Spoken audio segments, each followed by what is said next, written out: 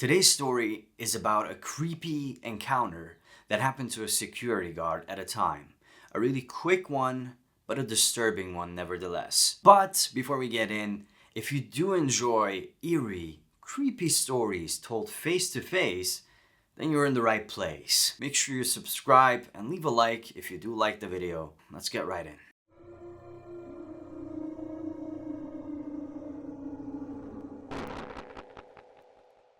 Now, this happened to Dave a few years ago.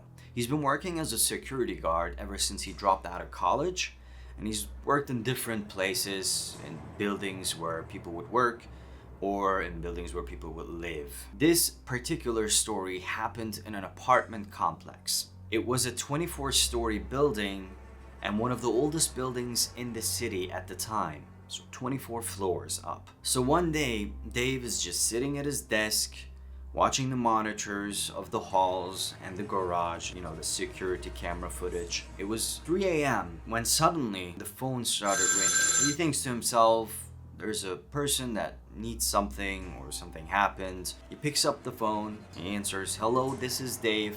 How may I assist you?" The voice on the other end sounded female-like, but it was quite garbled and difficult to make out. The distortion made it impossible to understand what she was saying. The only thing that Dave could make out was 23rd floor, but in a very distorted way even. So Dave asks, "Ma'am, I can't hear you. Please could you repeat that?" The same garbled noise comes, and then he can make out only one word, which would be 23rd floor. Dave asks this person which apartment they were calling from, whether they needed help, whether there was an emergency of some sort. Once again though, just a garbled noise and only 23rd floor. So Dave gives up. He tells the person on the phone that he can't understand anything, but he was coming to the 23rd floor and he would meet that person in the hallway and tells them to come to the hallway. So Dave gets up and he goes to the main elevators, two of them, and he realizes both of them are in the 23rd floor already. He gets creeped out by this just a little bit, so he goes to check on the service elevator, which was very old and rarely used. For his luck, it was on the 7th floor, so he calls that one instead. Now the elevator comes, and it's squeaking and creaking quite a bit. It's this very old elevator. The door opens, and he walks in. Presses on the 23rd floor, it's this button, a really hard button, it's not digitalized at all. Presses on it, and normally the doors should be closing and the elevator should start moving up, but the elevator doesn't move. The door doesn't even close. He's a little surprised by this, so he kind of opens up this big box, this panel of the elevator, and within there's buttons and a few cables here and there. There's this big button though that resets the elevator, and he uses his fist kind of to just press on it, and the elevator resets. He hears the noises kind of just coming out of it, and then he closes back the panel, and then he presses on the 23rd floor again. This time immediately the door shuts and the elevator starts moving upwards, but really fast. Actually so fast Dave kind of gets scared. It has been a while since he's used this elevator. He actually doesn't remember when was the last time he used it, but he doesn't remember it being this fast.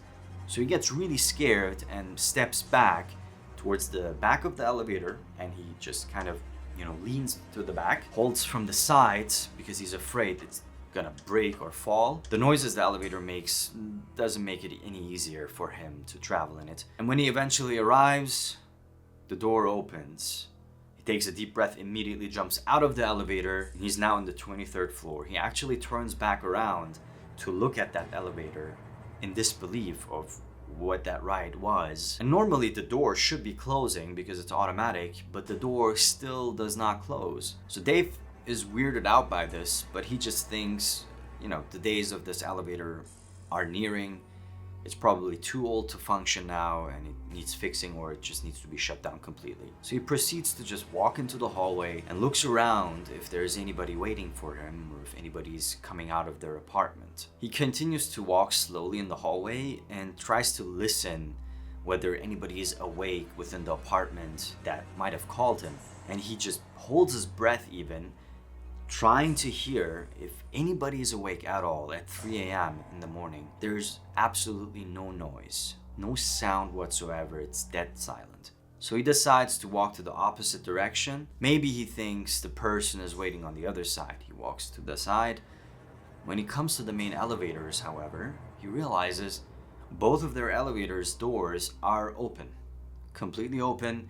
That should not be the case. These are automatic elevators and these are modern elevators. So he thinks to himself, all right, these things are probably on the fritz. He does get scared, creeped out by it, but he thinks, when I go downstairs, when I get back to my desk, I'll just reset these elevators as well. Maybe there was an outage for like a quick second and the elevators broke down. Something happened that affected all of them. But just as he's about to enter one of the elevators and gonna go back to the first floor, he hears the stairwell door closing, and it's a really quick and hard shut. He immediately runs towards that area where the sound had come from, but when he arrives to the stairwell, there's nobody there. But the door that goes to the maintenance room is half ajar, which should be impossible because Dave is the only one with a building key that can open up the maintenance room.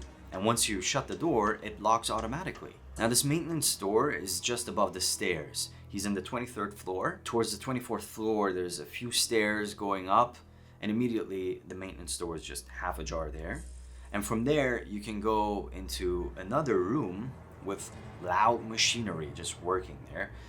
For the elevators and for other parts of the building. At the end of that room, of the machinery, there's a door that opens up straight to the roof. Now Dave, he doesn't enjoy going into that room just because it's very oily, dirty, usually very loud, and he just feels creeped out by it. Also, there could be spiders, and Dave doesn't like spiders. Either way, because the door is open, it's his duty to go check.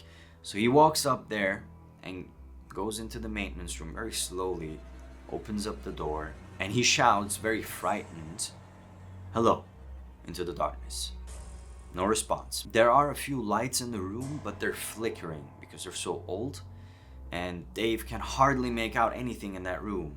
But past the machinery, he can see the door that would open to the roof, and sure enough, it's also half open. He walks into the maintenance room and slowly is checking behind each of these machines if somebody's there, somebody's hiding, holding his breath still to make sure he can hear if there's someone there. And he gets to the door that opens to the roof. He opens the door, and without really getting on the roof, he just kind of looks around real quick. He doesn't want to really get on the roof because there's a slight wraparound. And if somebody is behind that wraparound, they could jump him, they could harm him. He doesn't really want to risk it until he's sure that somebody's there. He decides it would be much safer to go back to his desk and check the security footage if someone had gone up there. And if somebody did go up there, he could just call the police and take care of it that way. But if there was a person out there, he doesn't want them to know he had come, or he doesn't want to frighten them. So he doesn't close the door, he just leaves it ajar still and steps back into the maintenance room. But just as he steps back into the maintenance room, the door in front of him, the door that opens to the roof, immediately shuts down really hardly. Now you might think, and Dave does so as well, that it could have been the draft, just the wind closing the door shut. But this is one of those really heavy doors that would be difficult to push and even close. So it's impossible for the wind to have done that. And Dave, he freaks out immediately. He runs back out of the maintenance room, shuts the door, which would then automatically lock. He checks it just to be sure, and then runs back downstairs to the 23rd floor, where the elevators are still waiting with their doors open. The elevator takes him down to the lobby, where he just jumps out of the elevator immediately, taking one last look at the elevator and realizing for some reason still the door's not shutting down. So he just shakes his head, goes to his desk, and immediately when he sits down, the phone starts to ring. He's looking at it for a while, not sure whether he should pick it up, and eventually, with a shaking hand, he goes and picks up the phone, puts it on his ear. He does not say anything.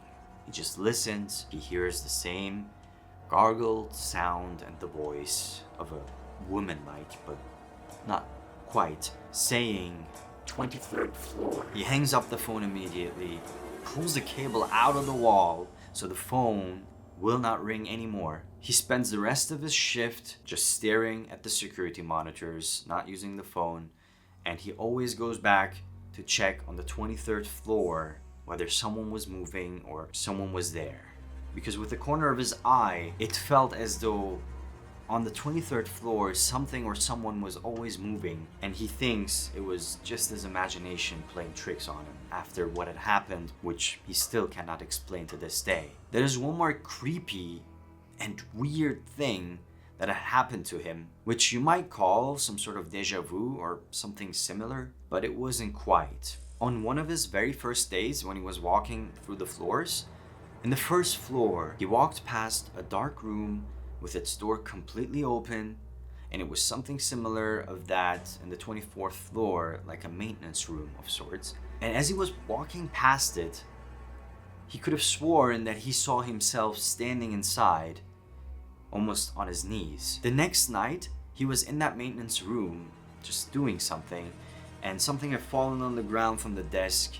As he was about to pick it up on his knees, the lights suddenly flipped off, and he took a quick stare at the door because the only light source now was coming from the hallway, and for a split second, he saw himself walk from in front of that door. Someone had walked past by. He immediately jumped to see who it was. He looked left and right. Nobody was around. No one was in that hallway. It was in the middle of the night again. It didn't make sense. This is another small story that had happened to Dave as he was working in that building. And then when he finally quit to work at a bank, he was relieved. He felt that that place was haunted and there was something wrong with that place. We're at the end of our story for today. Thank you so much for listening. I hope you enjoyed it. Please make sure you stick around for that really super scary ukulele song that's about to hit, not hit, that's about to start, that's about to play. Stay safe and stay eerie.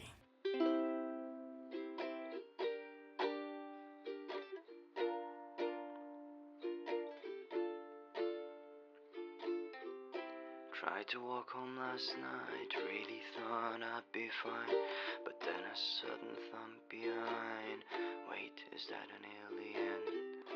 What was that sound I heard? Jane, please stop fooling around. What do you mean wash the dishes? Do you realize what time it is? I'm getting the creeps again. Look at these goosebumps on my skin. If I'm not back by 8, the delivery guy probably did it. Now I must fade in the dark, get away from everyone. Oh Jane, I'm so afraid. I'm begging you to stay. Is someone watching me as I'm wide asleep? Getting those goosebumps again. Wait, am I peeing? I'm so scared that I'm peeing.